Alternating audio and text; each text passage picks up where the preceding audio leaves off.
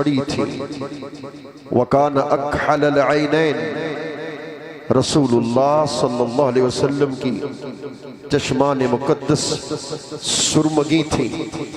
हजरत जाबिर फरमाते हैं रदियल्लाहु अन्हु, अगर मैं दिन में 10 मर्तबा भी सरकार की आंखों को देखता, फिर दोहरा रहा हूं, आप फरमाते हैं मैं अगर दिन में 10 मर्तबा भी सरकार की आंखों को देखता, मुझे 10 मर्तबा ऐसे ही लगता कि सरकार अभी अभी सुरमा लगा के आए। मैंने सोचा कि साहबी रसूल हैं, वो ये कह रहे हैं।